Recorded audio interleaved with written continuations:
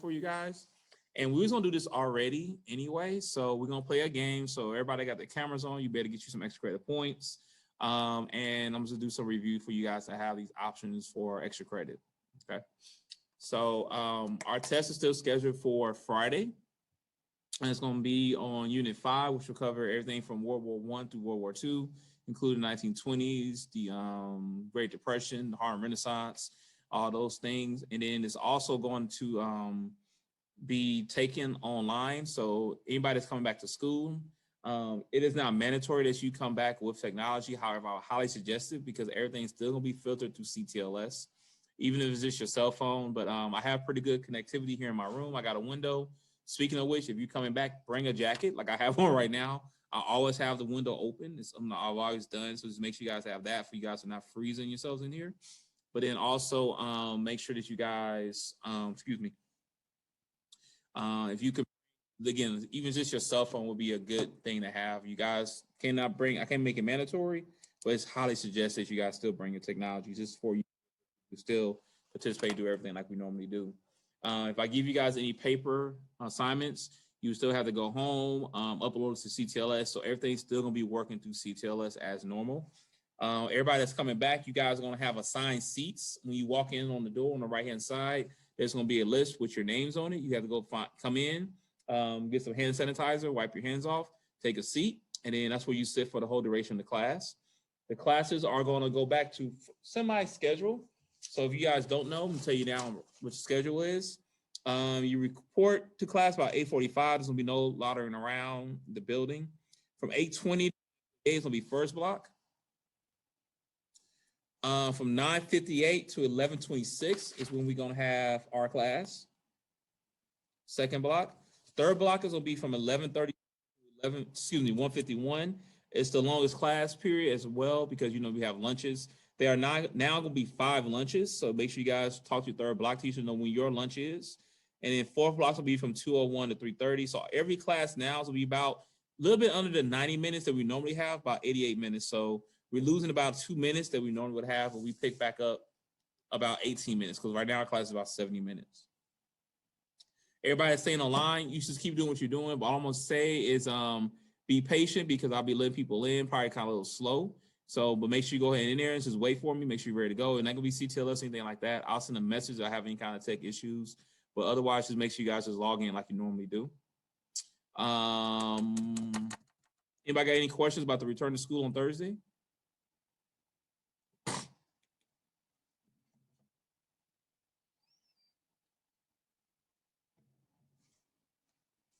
Okay, cool.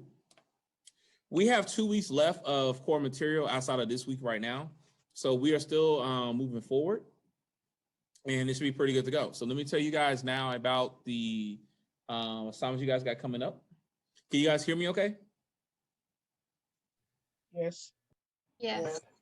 All right, so get pen and paper because you guys got a lot of extra credit coming up and this is gonna take care of a lot of grades. So I did this to really kind of help people out. So if there's an assignment that you did or something like that, make sure you guys send me an email with the screenshot of the work. Otherwise, just go ahead and do the work that I'm about to show you right now. And this will be allow you guys to do the makeup work, okay? Makeup for those assignments. A lot of extra credit. Did this to help you guys out. This was already going to be embedded. This is the same stuff we will be doing last Thursday and last Friday, but I just kind of made it available now to us. All right, first thing, last Thursday on the 29th, I made this post on CTLS because I had some trees down in my community and in my yard, so I had to take care of that. I was not going to be able to physically be in class. So I made this post for you guys to go complete these filling notes. What I did is I gave you guys the answers to the filling notes. And then all I asked you to do is just go and rewrite those notes, either in a Cornell method, mind map, or an outline method. Did any of you guys do this already? Should I pull up the notes? I did. These are the notes right here. Did anybody do these already?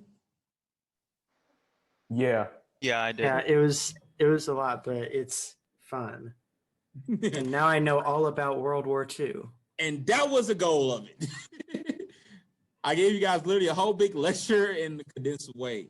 All right, so this is what I'm gonna do, and I'm doing this right now in CTLS, okay?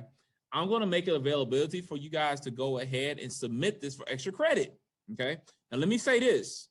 This is going to be due tomorrow by 11:59. Is everybody got me on that? Yes.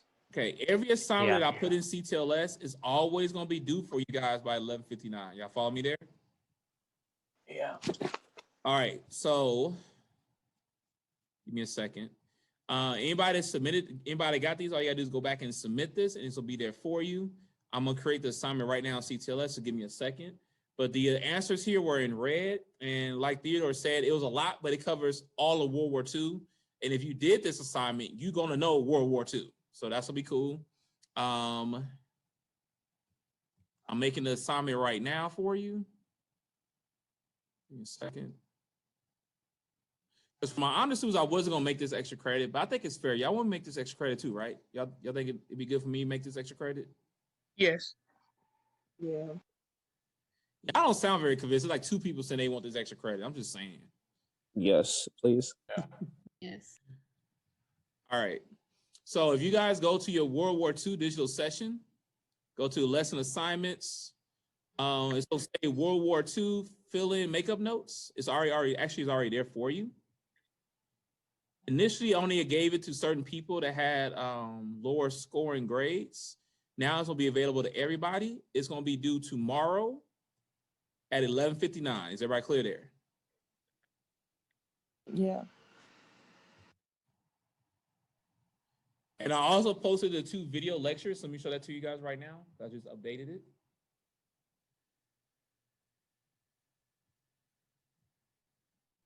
So you go to your digital sessions. Go to World War II, lesson assignments. Here it is right here. Does everybody see this? Yes. This is where you guys will submit your notes, and it's due tomorrow by 11:59. Please make note of what I'm saying right now. Under no circumstance will I be taking any of this extra credit I'm giving y'all today late. Does everybody got me on that? Yes. Mm-hmm. It is extra credit, meaning it will not affect your grade. Do not bombard me with emails crying. It's extra credit. If you do it, turn it in on time. If you don't do it, move on to the next thing. You guys are gonna have 3 more options in a second. I will also suggest that watch these videos that cover everything we talk about World War II, 2 lecture videos we're talking about, and then submit it right here by tomorrow at 11:59. That's your first extra credit. So any questions there?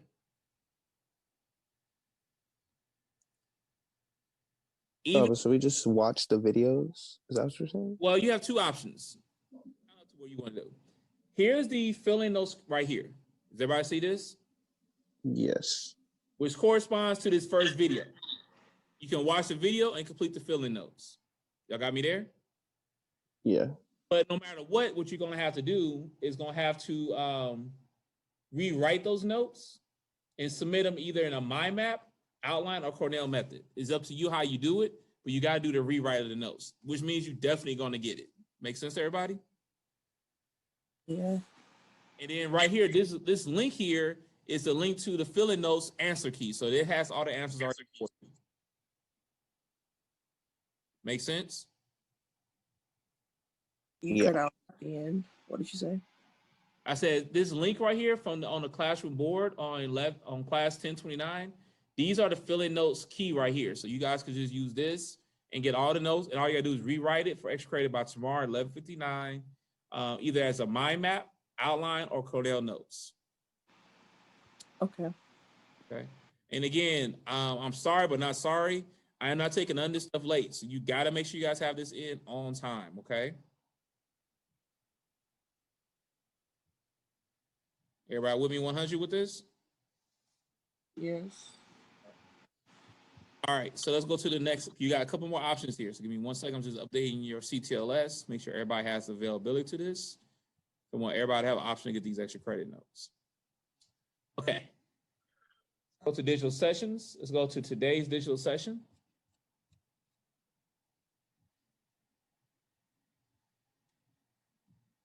Okay, first thing I want to show you guys is that these are the standards that we got going on for this particular unit. It covers everything from World War I through World War II. Now, Thursday, we're going to have some more review day. where we're gonna cover these more in detail, where we're gonna actually go ahead and annotate them as far as nouns and verbs, make sure we know it, okay? Let's go to lesson assignments. Okay, so follow me out here. You have two think-tac-toes, which is tic-tac-toe. These are both extra credit, and they're both gonna be due, on the 4th. So all the extra credit is either due tomorrow or the 4th. Has everybody got me there? Yes. Okay. So let's talk about those first two extra credits. The first one's gonna be a think-tac-toe on the 1920s. What you guys are gonna do is open up this document right here. Show it to you. And you're just gonna play tic-tac-toe, okay? That's not it.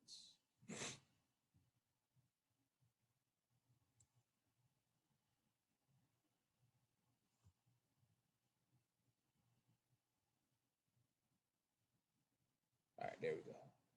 Trying to open it for you guys, I'm sorry.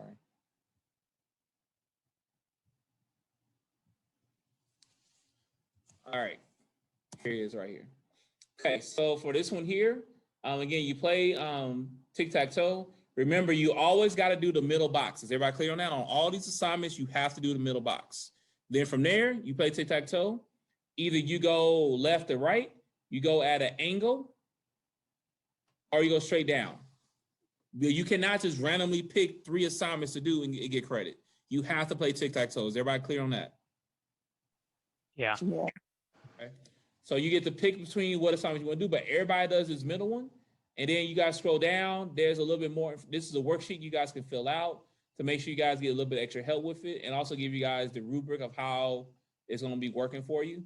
But to play tic-tac-toe, this is going to review the 1920s for you. Does that make sense there? Yes. And this is extra credit, so you don't have to do it, but that's due tomorrow by 11:59. The next one you guys have, you have an option. You can do and or, so you can do both of them or just do one of them. You can complete these film questions and watch this movie right here, talk about World War II, basically the end of the World War II, talk about the Pacific Theater, which is something we definitely want to get more review on. And you also and or do this think-tac-toe on the Great Depression. Let me let Brandon in real quick. Okay. This think-tac-toe here on the Great Depression is the same thing like this, the one you guys got to do on the Roaring Twenties. Again, everybody does the middle one. Is it right clear there? Yes. Yes. Okay, so everybody does the middle one, and then you play tic-tac-toe. You go in an angle, horizontal, again, vertically or diagonally, but you can't just randomly pick one. So like say, for instance, look at this one. You can't do numbers 2, 5, and 7, and you would not get credit. I know you did a lot of work. That's cool. But if you want the extra credit, you got to follow the directions. Is everybody got me on that? So in this case here, you can do 2, 5, 8. You can do 1, 5, 9, 7, 5, 3, or 6, 5, 4. You have to do in one of those orders. Everybody got me on that? Yes. Because this was a little bit more detailed, what I did below that, I broke down each of these and I gave you guys some links to help you guys out too, okay? When are these extra credit assignments due? Tomorrow or the 4th. Tomorrow by 11:59, okay? So these are all extra credit. Do however many you want. You make sure you submit to CTLS. Do not email me anything. If you email me because you had tech issues, you got to send me a screenshot telling me the tech issue that you had. With that being said, if you try to submit everything tomorrow night by 11:55, you are going to have issues. I can 100% guarantee that. With that being said, get this done before the due date. So again, you don't have to do all 4 of these extra credits. Do as much as you can. Remember, the filling notes are going to be due tomorrow by 11:59. These think-tac-toes and the video is not due until Wednesday by 11:59. Is everybody got me on that? Mm-hmm. Do not email me your work just because you don't want to go to CTLS to submit. This is extra credit. You got to follow the directives and you got to make sure you guys do everything I'm asking you guys to do if you want to earn that extra credit. Is there any questions about the extra credit work? Because what happens every day is that I go through all this material. I'm going to put a recording up for you to go back and watch it. And then someone's going to email me and say, I don't get it. But what don't you get? So ask the question now or forever hold your peace. but I'm here to help. Ask the question you guys got about the extra credit.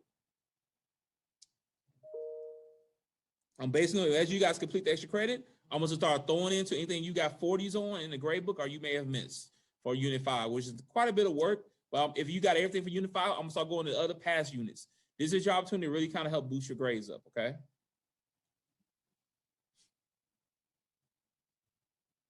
But again, do you guys have to do it? No. No, you don't have to do it. With that being said, these are 2 assignments that you guys do have to do. And all these assignments will both be due on the 5th, which is Thursday. The first one is the role of the president. So we know tomorrow is election day. And I nearby made an assignment and I just basically fluffed it up a little bit. But here you guys want to make sure you guys put your first name on the first line. The second line, will be your period. Make sure you guys do that to make sure I can easily give you guys credit. This goes in the grade book. It's a review of Unit 2, talk about the role and function of the president, and also doing election years as far as the executive branch. So make sure you guys complete this. This should not take you that much time. I made this, I gave it to my son he's in the 4th grade. It was pretty easy for him, so it should not take you guys much time to do it. This is mandatory, and this is due the 5th by 11:59. Everybody got me on that? Yes. Are there questions there for you? Any questions? This actual work, not extra credit. Yeah, this is actual work. That's why I said it's not optional. This is actual work. This is due Thursday by 11:59. Okay, y'all? Okay. All right. The next assignment you guys got due that's due Thursday is a study guide. Okay. So here I gave you guys a video of how to use Socrative and a study guide. Here is the study guide right here for you. Basically, what you need to do is just go ahead and complete both the Socrative online study guide, and you also got to complete the handout, and you submit the handout by Thursday.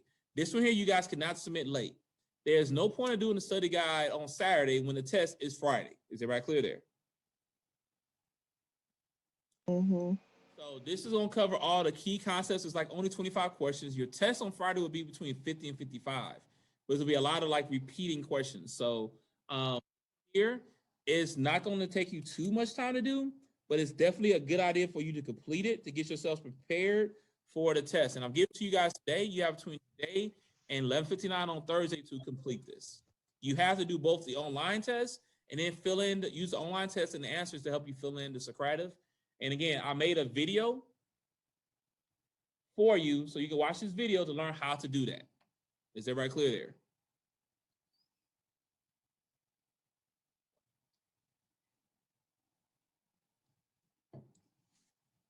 All right. Are there any questions on the assignments you guys got to get done this week? I'm not adding anything else to CTLS. You only have 2 mandatory assignments, which is the Unit 5 study guide, Socrative, and then the role of the presidents. Everything else you guys have on here is extra credit. Is everybody clear on what's going on? Yes, sir. Yes.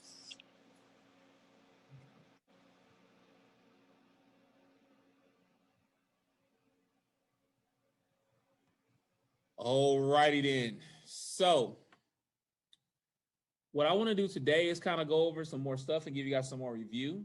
So again, as always, I'd say this to you guys is that anytime you put your cameras on, it's always extra credit for you as well. And it's just a way to help you guys out, get points. I really want to appreciate everybody for coming in. I know the last couple of days was difficult with everything that was going on with the weather, but we made through it. Thank you guys for all your communications. Remember, if you got an assignment as far as your grade book, I have not been in the grade book since really early Thursday morning because I've been cleaning up around my house. So there's an assignment you got done, so let me just go ahead and go back. You had the Core Monster v. United States quiz. That was a Nearpod quiz. If you did it, you can go back to it. Just give me a screenshot of your grade, and I can take care of that for you. The Causes of World War II, that was a quiz we did in class. The Causes of the World War II worksheet, that was something you guys had to submit via CTLS a while ago. And then the New Deal in an ethnic perspective. It was all or nothing really on that one. If you did not complete the whole assignment, you probably didn't get 100% on it. But at the same token, I just gave you guys 4 assignments you get extra credit on, okay? So you have some opportunity to get made back up and then take care of everything else for you guys. The Great Depression quiz was a Nearpod. If you missed that one, again, just send me an email and I can go back and look at it. I'll try to do that today, but I'm also got to make sure I get the classroom prep for those people that's coming back to school in about 72 hours. All right, so let me show you guys a couple things. What I want you to do right now is take out a sheet of paper, and we're gonna do a lot of 3, 2, 1s, okay? Just take out some paper, maybe about 2 or 3 sheets, and just make out 3, 2, 1s. When you do a 3, 2, 1s, what does the 3 stand for? 3 what? Facts. 3 facts. And then the 2 is what? Controversial ideas. And what is a controversial idea?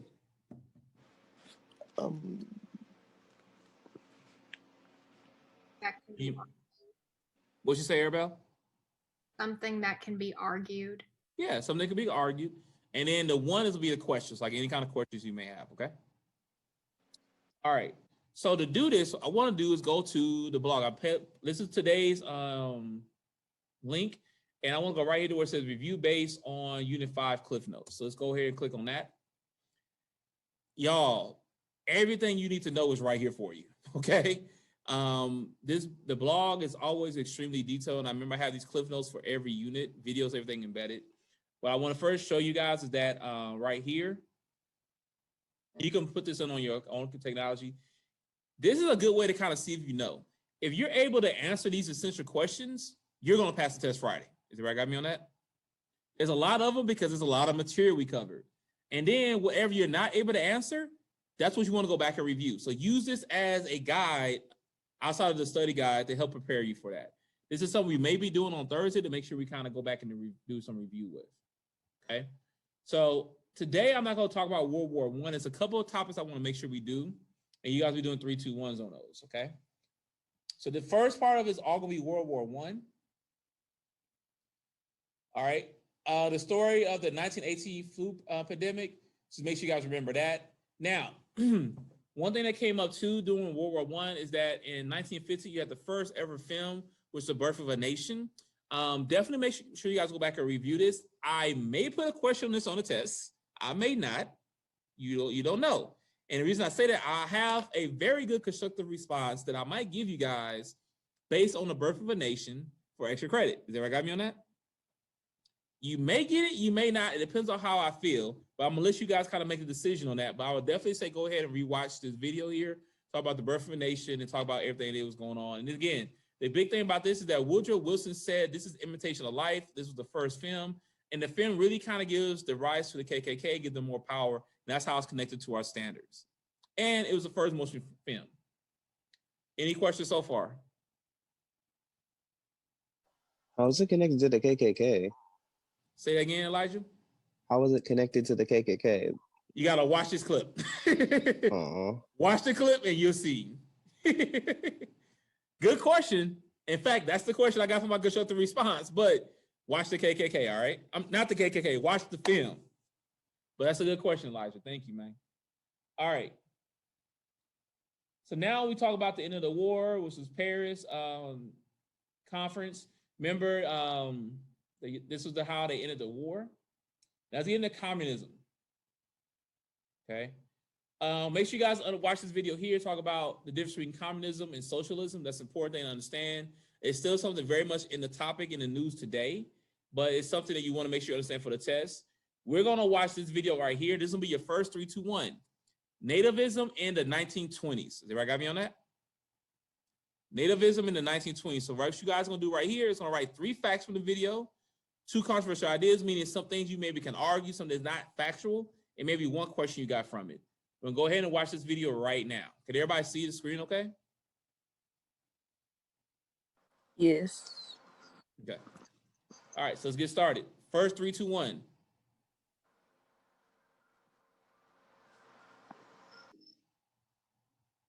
the 1920s, a new wave of nativism swept across the United States. What is nativism? What were the results of this movement? The United States has long had a history of being distrustful of immigrants. Even in the earliest days of the nation, laws such as the Alien and Sedition Act were passed, which limited the rights of immigrants.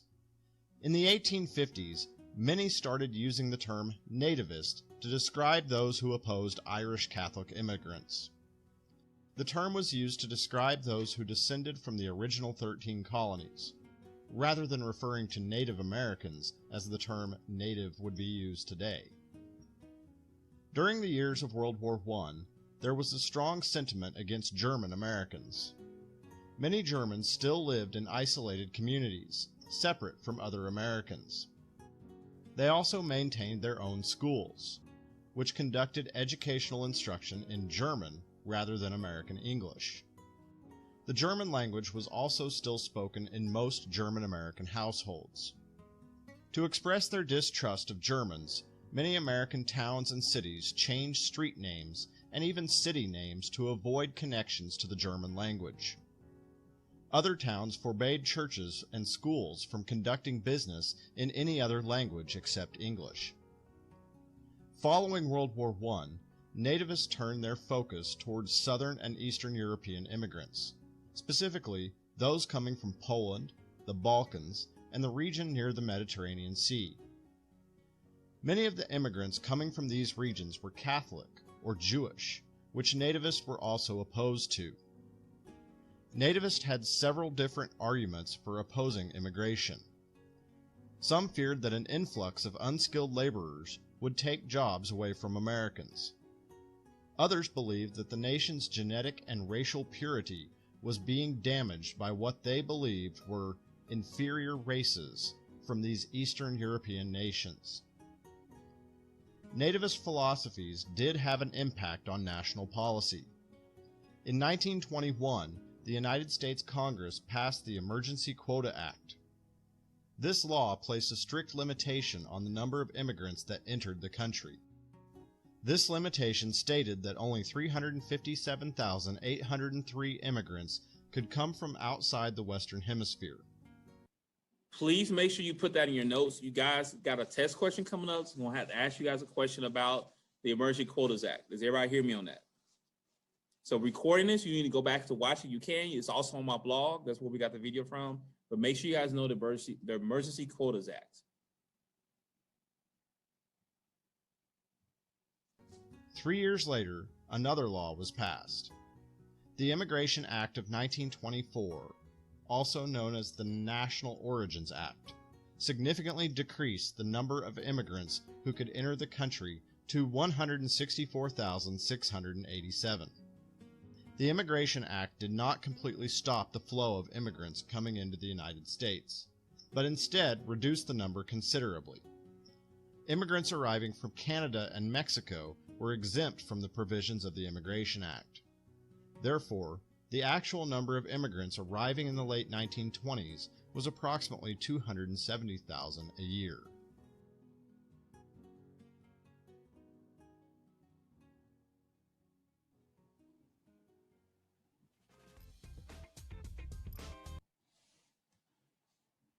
Okay. Any questions from that video?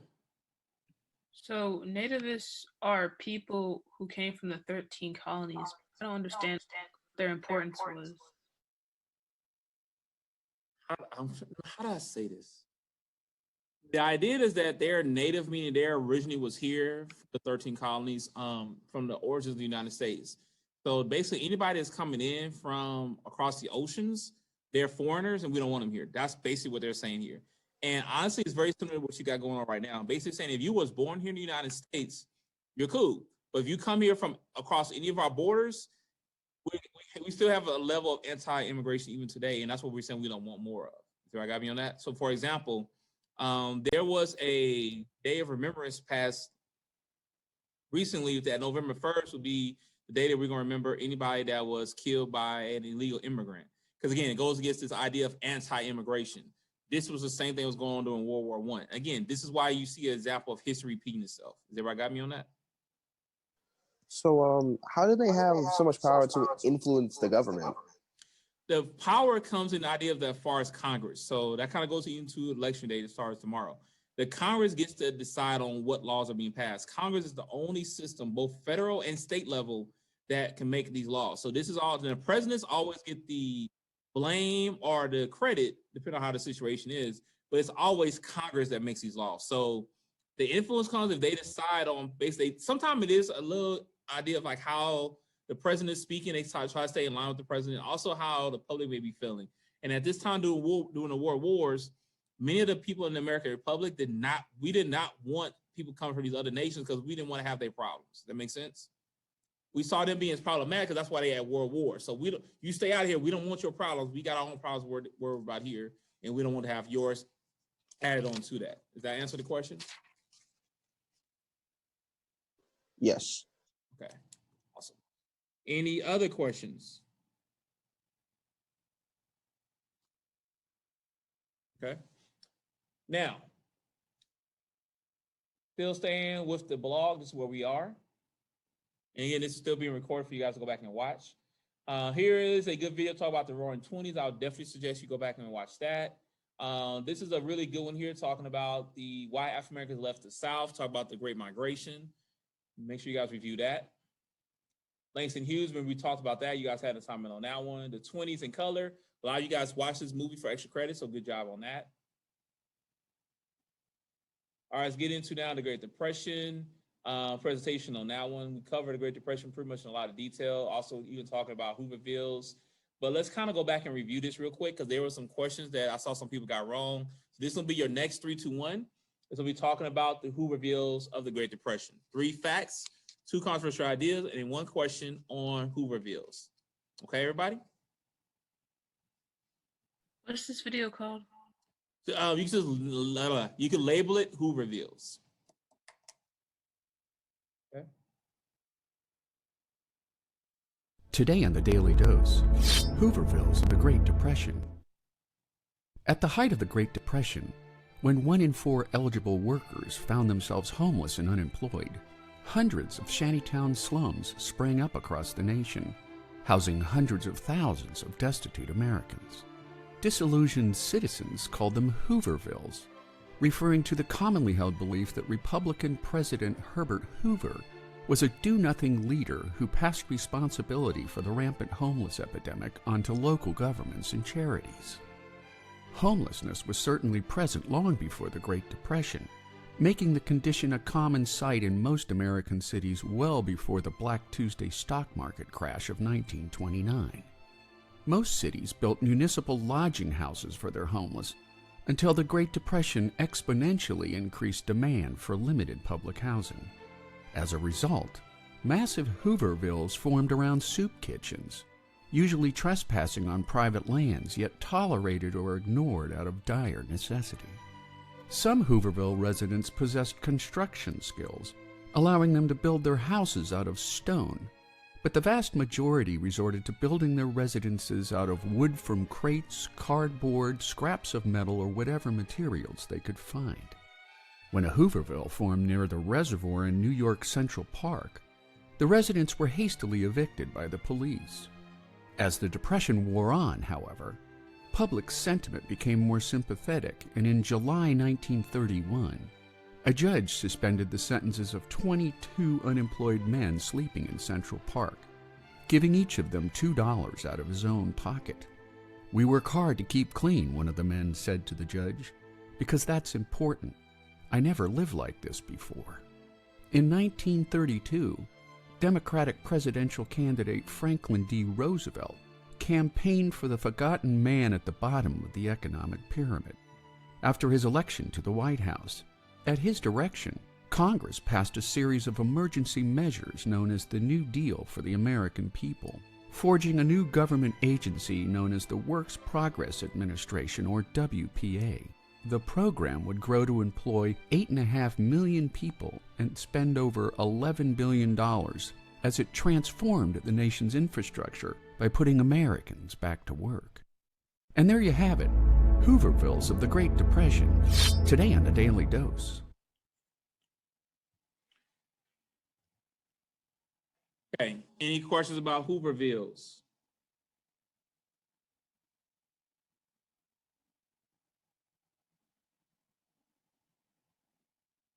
Okay, so remember, because of Hoovervilles and after the election of FDR, that's when he basically passes a whole series of laws that talks about the TVA, things of that nature.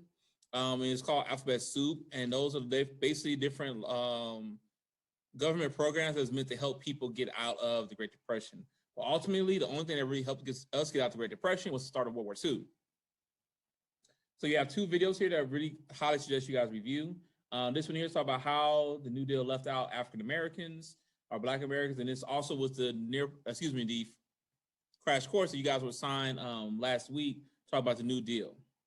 Okay. So now let's go ahead. We did talk about Eleanor Roosevelt already. Does anybody still got questions on Eleanor Roosevelt?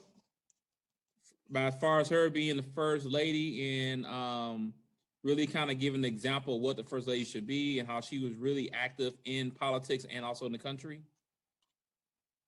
Anybody got any questions about her? Okay.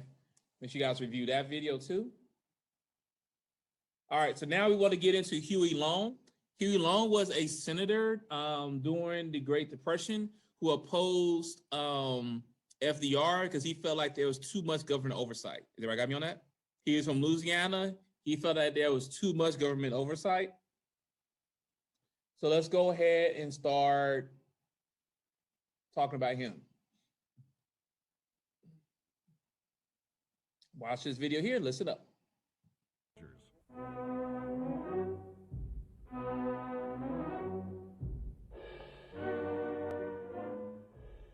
Senator Huey P. Long, storm center of Louisiana's hectic political scene, was shot in the state capitol at Baton Rouge in an attack on his life by Dr. Carl A. Weiss, Jr., a political opponent.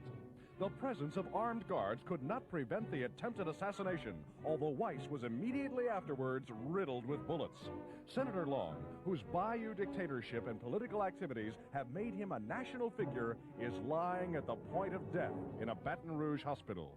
His wife, however, is confident he will recover. His anti-administration battles have made many bitter enemies for him, but with his iron-handed sway over his own home state, his share of the wealth plan has attracted the attention and support of thousands of his fellow countrymen.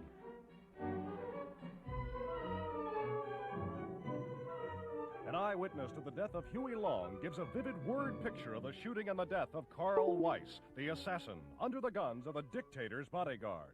Meanwhile, the murderer, who was mowed down by 61 slugs, has an immediate burial. As I opened the door of the governor's office, the sound of a shot came from the corridor outside. Senator Long staggered away, his right hand clasping his side. Two men struggling on the floor, one I recognized as Murphy Road and the highway policeman. He backed away from the other man, firing as he backed.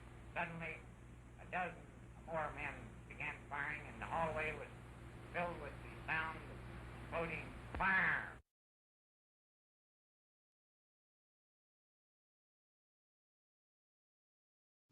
All right, so who was Huey Long? Somebody tell me, who was Huey Long?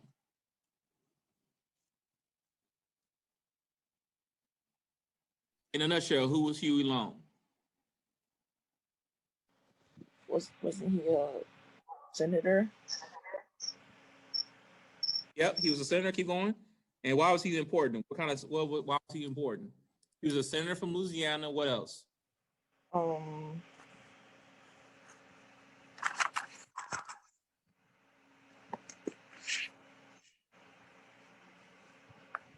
This is open for anybody. He was murdered by his political opponent. And why was he murdered? What did people not like about him? He was a dictator. Dictator in what sense?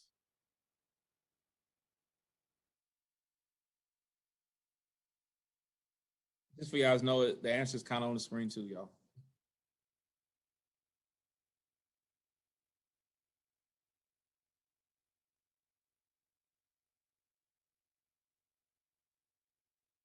All right, so I'm gonna help you guys out. As I wrote right here, during his 12-year presidency, Roosevelt faced many challenges to his leadership and had many critics. Opponents to the New Deal came from all parts of the political spectrum. Some conservatives thought that he made the federal government too large and too powerful, and that it would not respect the rights of individuals' liberty and property, while some liberals thought that he had not gone far enough to socialize the economy and eliminate inequality in America. Perhaps Roosevelt's biggest critic was Senator Huey Long of Louisiana. Long originally supported the New Deal, but he changed his mind and set his sights on replacing Roosevelt as president. Long proposed for every American a home, food, clothes, and education, among other things. Okay, so Huey Long was basically the biggest opponent of FDR. He did not like the idea of what the New Deal did because he felt like it gave too much government too much power. Is everybody clear now on Roosevelt, Huey Long, and the New Deal? It's a little bit more clear now? Yeah. Excellent. Yeah. Make sure you guys remember the Neutrality Acts. For the whole idea is basically saying we were trying to remain neutral, but we still was giving ammunition and things of that nature to other countries. All right. The whole idea of the court packing bill was basically FDR's, he tried to pack the court because he wanted to have more approval of his laws, and he basically wanted to put some more Supreme Court justices on the court. And that's something we still talk about today because there's a lot in the news saying that some political parties are trying now, if they become control of that, they will be able to pack the court. But keep this in mind, this is not something that the president can do. All laws have to be in amendments, all are being done by Congress. Did I got me on that? So for example, there's always a lot of talk about the Second Amendment, the right to bear arms. You have to get congressional approval to amend that amendment. Good luck to that because no one ever agrees on anything, all right? It's the president can't do it, it's all up to Congress. Did I got me on that? And even if you have one particular party controlling both chambers, you have to have a super majority to be able to make that amendment. So it's very, very hard to change an amendment to the Constitution, which is why we have not had one in years. Okay. This was the New Deal assignment you guys had to do a couple weeks ago, or last week rather. Now let's get into Asa Philip Randolph. Okay. Asa Philip Randolph. This will be your next 3, 2, 1 on Asa Philip Randolph. Asa Philip Randolph, 3, 2, 1. 3 facts about him, 2 controversial ideas, and then 1 question. Here you go.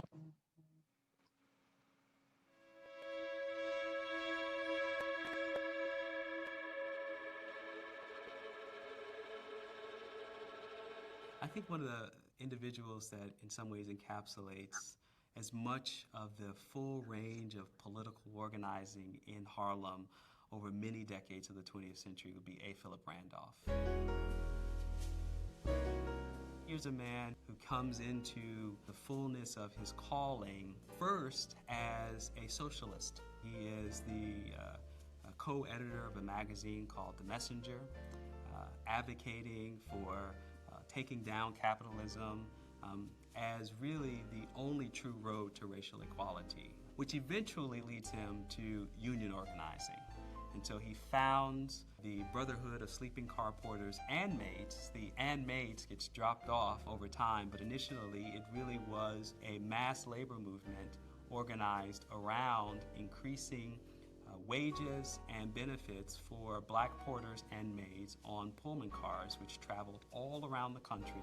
A. Philip Randolph also is the broker of the March on Washington movement, which is a threat posed to Franklin Delano Roosevelt to integrate the defense industries that were taking advantage of black migrants coming out of the South in response to the opportunities of World War II. And so with the threat of 100,000 black people marching on Washington in 1941, Franklin Delano Roosevelt preemptively signs Executive Order 8802, the Fair Employment Practices Commission. Randolph eventually supports Martin Luther King, the young Baptist preacher in the mid-1950s, and ultimately leads to being the lead planner of the March on Washington in 1963. A. Philip Randolph even lived long enough to witness the influence of Malcolm X on this community. So if you just take A. Philip Randolph, that one life rooted here in this community, in all the different philosophies and ideological approaches that he took in trying to move the needle on civil rights in this country, you get a wonderful sense of the richness of ideas that were in circulation.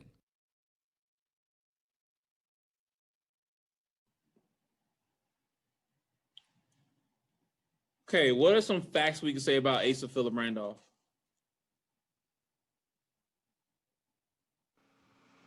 He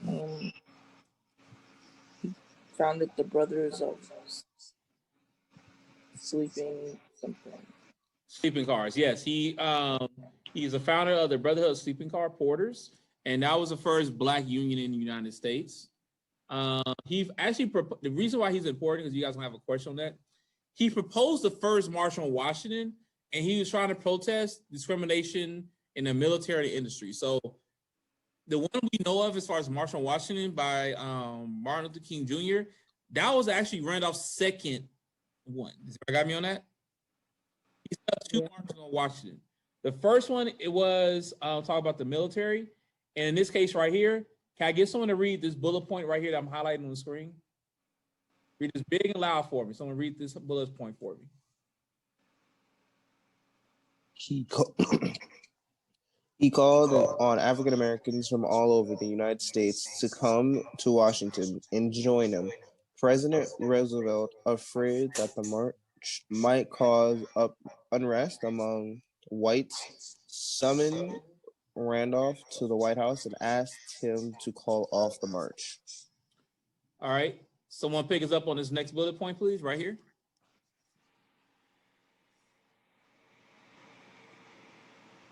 When Roosevelt issued an executive order that called on employers and unions to cease discrimination in hiring practices in industries related to defense. All right, and then Lamb, you go ahead and finish us off. As a result of Roosevelt's actions, the march was canceled. Okay, so make sure you guys make note of that. He basically threatened a march on Washington. Roosevelt was afraid of it as far as how it may be perceived. And then as a result, he wrote an executive order, which again, ended all discrimination in the hiring practices in industries related to defense. And then as a result, Randolph called off the March on Washington. Is that right? Got me on that? That was the first March on Washington. And there's a movie you can watch. It's called 10,000 Black Men Named George. Remember, you guys can watch films for extra credit. It's all going to be due the first Friday of December. It's already in CTLS for you. And here's a clip from that talking about Randolph. Actually, I'm sorry, guys. Guess what? I helped you out. This is the whole video right here.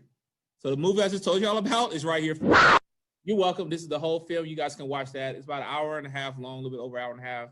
It's called 10,000 Black Men Named George. You can do that for extra credit. Again, that's due the first Friday of December. All right, so that's Ace of Philip Randolph. And this is all on my blog for you guys. All right, now we talk about World War II. Let's kind of review and talk about the land lease program. I guess I want to read about the land lease. What was the land lease program?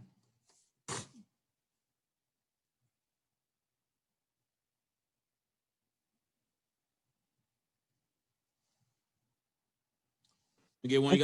Great.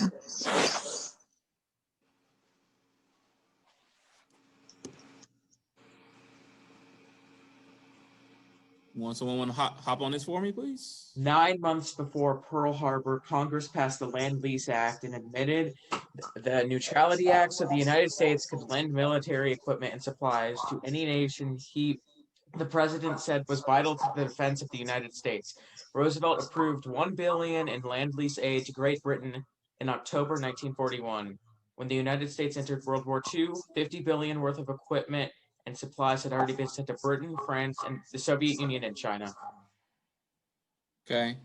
Anybody got any questions on what the land lease program was?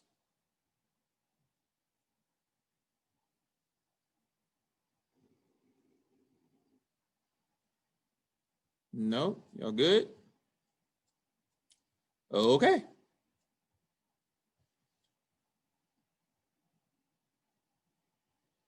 Make sure you guys really take a second and review these battles that happened in the Pacific Ocean, as far as specifically the Battle of Midway. It's a really good film you guys can watch on that too. Talking about D-Day. You can play some Call of Duty. Talks about D-Day really good. Also about the mobilization after because of World War II. Make sure you guys understand Rosie the Riveter. And what's the big deal about Rosie Riveter? Who was she and what did she symbolize for the United States? I'm asking you guys as a class. Who was Rosie the Riveter and what did she symbolize for the United States? Um,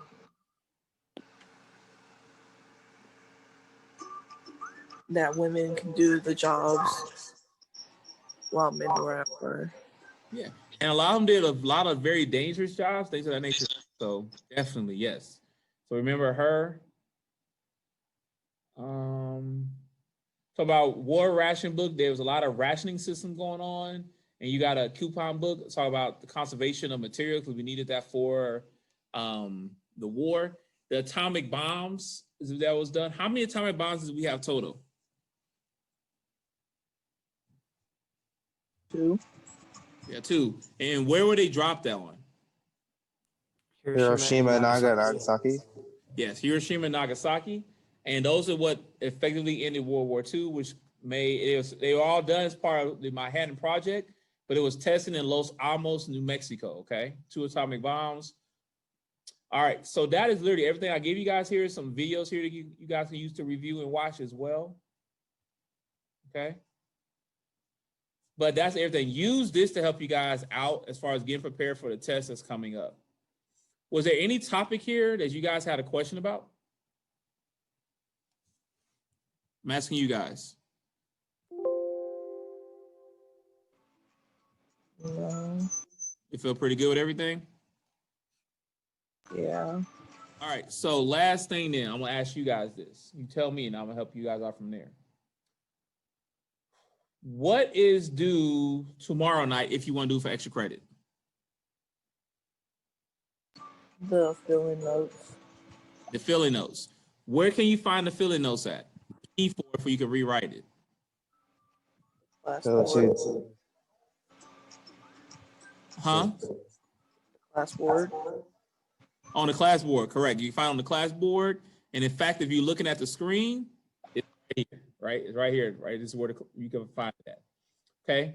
What extra credit is due tomorrow by 11:59? Excuse me, by Wednesday by 11:59. The videos and the tic-tac-toe. The videos and the tic-tac-toe. Now, do you have to do any of those? No. You do not. It's totally what you guys optional, right? Yeah. Okay. All right. What's due on Thursday by 11:59? That is mandatory. The Nearpod. The Nearpod. And what's the Nearpod on? The role of the president. Role on the president. That is due Thursday by 11:59. And what else is due Thursday by 11:59? Because you have a test on Friday. The study guide. The study guide. Right. And how do you do? Where you gonna do the study guide at? On what website? So Creative. Creative. And I posted a video. All the stuff's in CTLS. Go to the digital sessions, and then that's where you guys will get your material. You guys are clear on that? Yes. All right. So this is what's gonna happen. Don't start bouncing yet. If you got questions about some grades, I can try to use this time to go ahead and review that. If you're returning to school, you got questions about that, let me know. But again, return to school, the key thing is make sure you guys are wearing your mask. Your mask will be fully on. So you can't wear it like this. You need to wear it all the way up. Make sure it's totally covering your nose. You guys are going to have assigned seats when you walk in. Now, make sure you guys have hand sanitizer. You wipe your hands off when you walk in the door. So right now, this is basically like 10 minutes left for class. We're going to stop class, start cleaning up, clean up all your stuff. Now I'm going to come around with a spray bottle and spray the desk. You have to wipe the desk off really clean, and we're just going to basically wait till the bell rings, and then we'll exit the building. Does everybody got me on that? Yeah. Now, when you guys are coming in, I would suggest get you a piece of paper towel because your desk might still be damp because I had the class come before you to wipe it off. That way you guys know your desks are clean. Is that fair enough? Okay. So, and then also remember, wear a jacket because as you guys can see, my jacket always open. Unless it's like below freezing, the window's going to be open because I like to have that breeze. I like to get that fresh oxygen because I have bad sinuses. So just be warned of that. Wear a jacket. Okay. With that being said, I do have a desk there, but just everybody bring a jacket because it's going to be a little breeze as far as fresh air. All right. So again, if you got questions about a grade, you can stay on. If you got questions about you stay on. Otherwise, y'all got more enough work to do.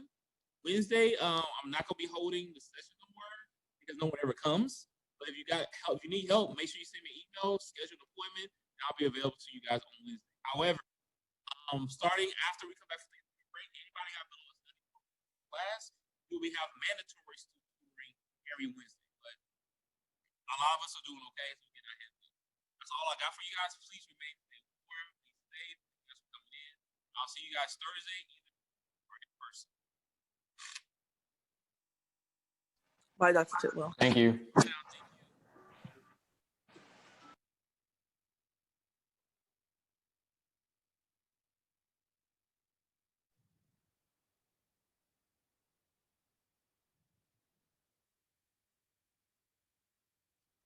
I've got a question about the Roosevelt think tank. Yeah, I got a question after you.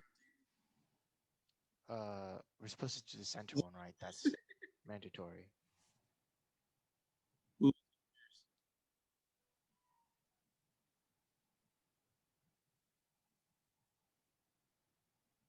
What'd you say? What's up? I'm here. Okay, so for the Roosevelt think tank, we're supposed to do the center activity, correct? For the Roosevelt the tic-tac-toe, what was the last part? He was talking kind of low. We have to do the center one, the New Deal alphabet soup. Yes. So everybody, for all the tic-tac-toes, you gotta do everybody gotta do the center no matter what. Okay, thank you. Mm-hmm. Other questions?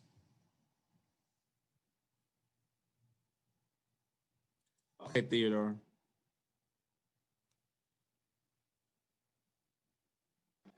I have a question. Email. I just gotta pull up the reports if I don't see about the Nearpods. Right. Theodore, which Nearpods are we referring to specifically? Because I'm pulling up the report. It makes me be able to look at them quicker. The Korematsu v. If you don't know the answer, US you can call on the friend. Everybody got me on the that? Great Depression one, I think. All right, let's get started. So give me a second. Sure I got the I'm audio on the book. Korematsu right now. And yes, I did make this. Okay. All right. You see all I got with the cameras on. You make note of that. You need to get you a beverage real quick, some popcorn, whatever. You probably just ate anyway, though. You just make a marker. Everybody got the camera. If I make sure they all get y'all points. Appreciate you guys.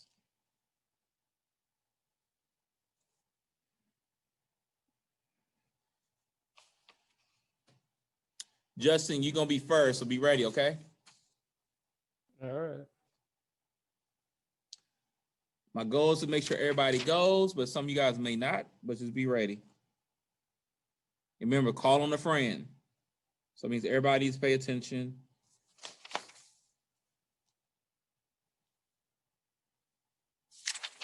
Give me a second. Jesus, all y'all cut your cameras on now. I ain't never had this many of y'all with your cameras on.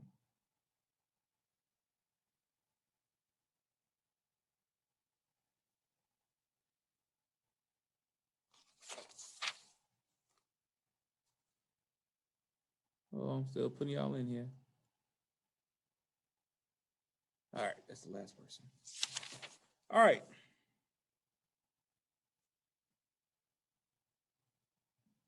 Oh, 1 o'clock. Okay. All right, let's get ready to get started.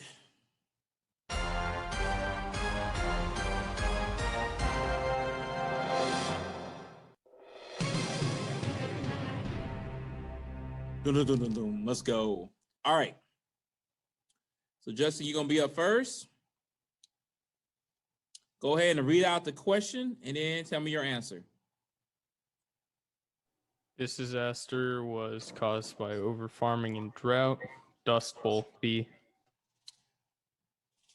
That's one. Good job, you guys. Just got you guys on the board. That is correct. The Dust Bowl was caused by overfarming. Sid, you're gonna be up next.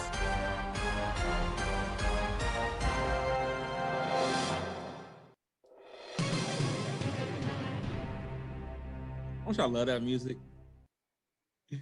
All right, Sid, read the question and give me your answer. Which of the following countries was not part of the Axis powers? C, China. Doing pretty good. I never said nothing about China. Remember, they're not part of the Axis powers, but that's 2. All right, Ms. Cox, you up next. I can't keep doing that music. All right, so read the question and also read the correct answer. This was FDR's plan for combating the Great Depression. A, the New Deal. Oh, killing it. Good job. All right. That was the way that FDR now question, did the New Deal work on getting us out of the Great Depression? Not really. It was mainly World War II. That is correct. Mainly World War II. Good job. Good job. All right. Next up is going to be Sophia. Okay, so I need you to read the question and the correct answer. Can you hear me? Yep. Okay, this event led the U.S. entering World War II. D, Pearl Harbor. Guys are getting all these right. Good job. Pearl Harbor did lead us into World War II. Question. USS Maine was part of what war? Wasn't that the first one? Spanish-American. Spanish-American War. Lusitania was which war? World War One. And then Zimmerman Telegram was? Also World War One. Yeah, good job, you guys. All right, Whitney, you ready? So far, 4 for 4. Read the question and also give me the answer.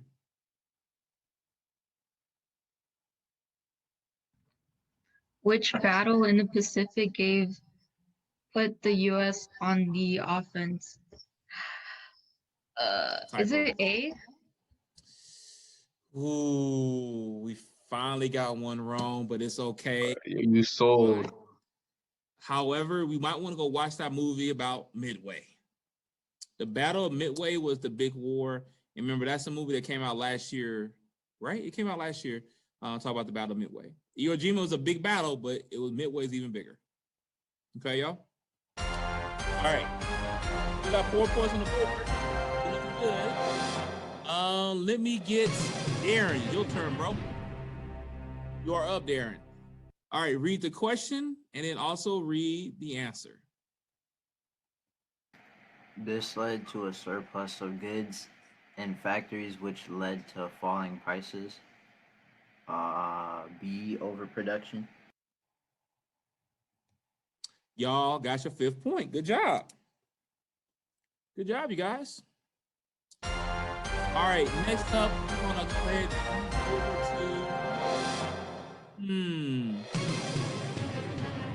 to, what would out? Edwin, your turn. All right, so remember, read the question and also your answer.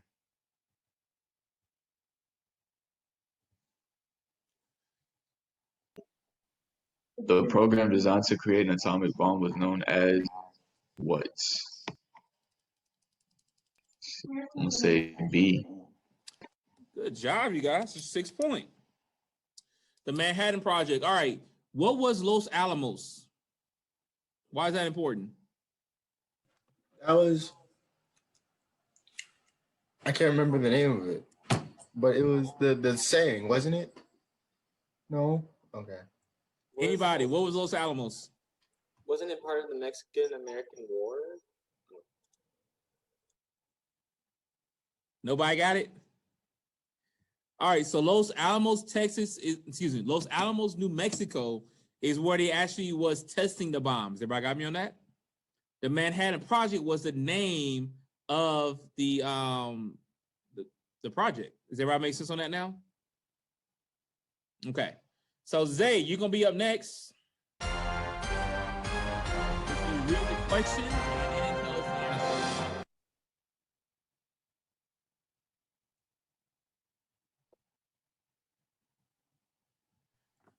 All right, there you go. This marks the start of the Great Depression. C, Black Tuesday. Oh, you guys got your 7 point. Good job. All righty. Which one of these events was occurring before the Great Depression? Roaring 20s. Yeah, the Roaring Twenties. Okay. All right, let me get Eric. You're up. Read the question and tell us your answer. Eric, you are up. Here you go.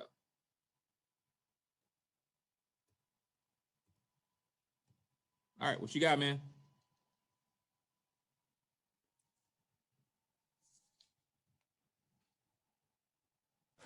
Garrett.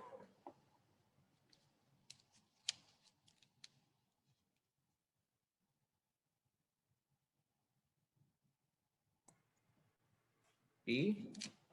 Read the question for us, though. Oh. FDR attempted this to be able to pass more of his New Deal programs. Okay. I'm gonna go You with, said Social Security as far as B?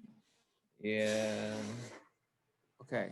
Actually, it's a court packing scheme. So he wanted to get more Supreme Court justices on the Supreme Court that would approve his laws as being constitutional, which is court packing. So that's right now, currently in the news right now, as far as you have one political party, a lot of people are saying that they're going to pack the courts where they can try to get more of influence. It started back at FDR. Keep in mind, the president cannot pack the court. It only can be done by Congress. Is everybody got me on that? The president might want it, but if Congress don't want it, it ain't going to happen. Okay. All right, let's keep going. Nani, you going to be up next right here? Read the question and read the answer as well. Here you go.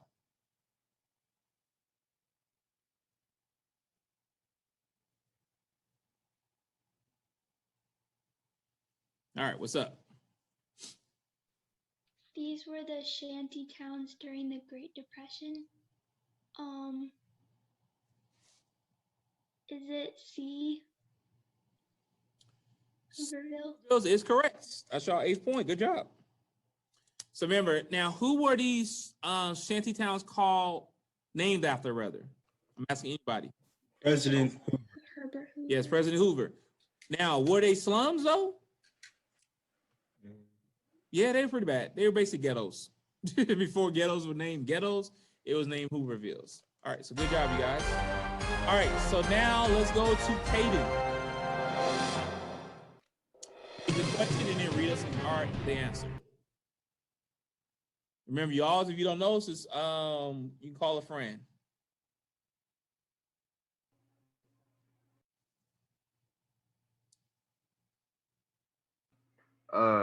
Which president succeeded FDR and ultimately made the decision to drop the atomic bomb?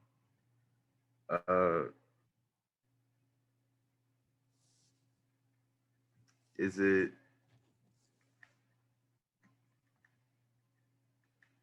B, JFK? I am sorry, sir, but we're not at JFK yet. It's actually Harry Truman. He was the vice president that took over after FDR died in office. Harry Truman is the one that ended the war, and he decided on dropping atomic bombs. JFK will be coming up in a couple more presidencies. Okay? All right. Wasn't Teddy Roosevelt just his nickname? Huh? Wasn't Teddy Roosevelt just his nickname?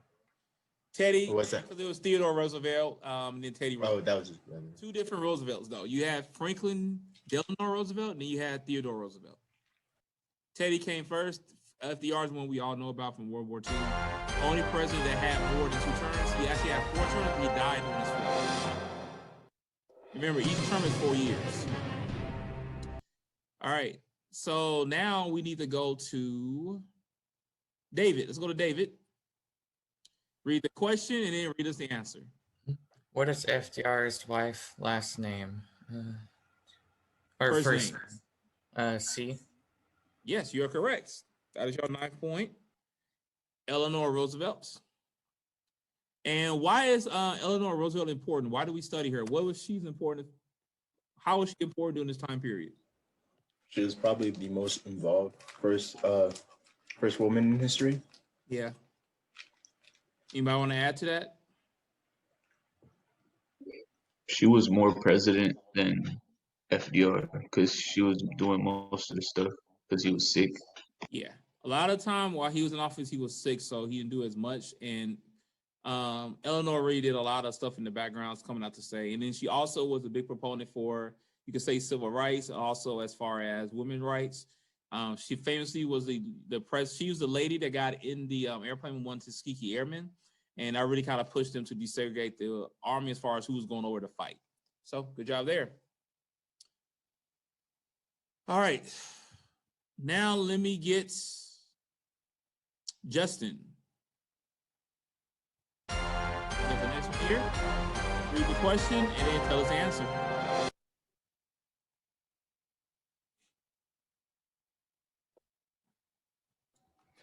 Which ethnic group of Americans were not put into internment camps?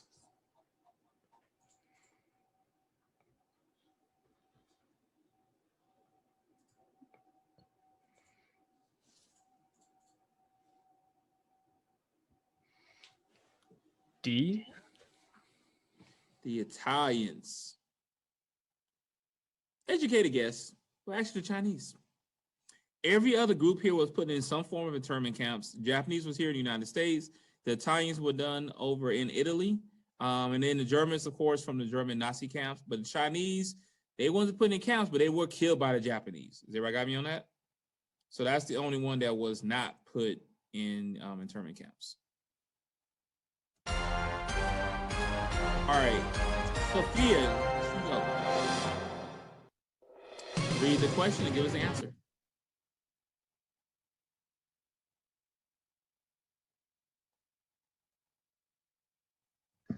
This was a government program in the Southeast that provided many jobs and electricity in the surrounding area.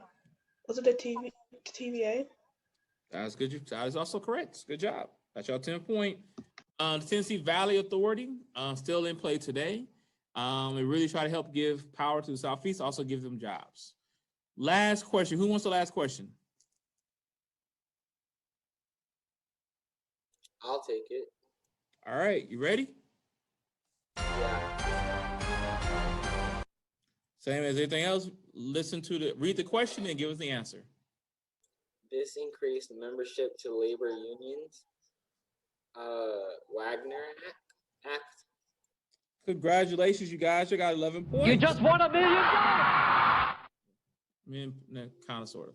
All right. So hopefully that was a pretty good review. I'm recording, so I'll put this in the video as well for you guys. Hopefully this helps you guys out. Was there any questions on any of the topics that was covered in this presentation game? Any questions?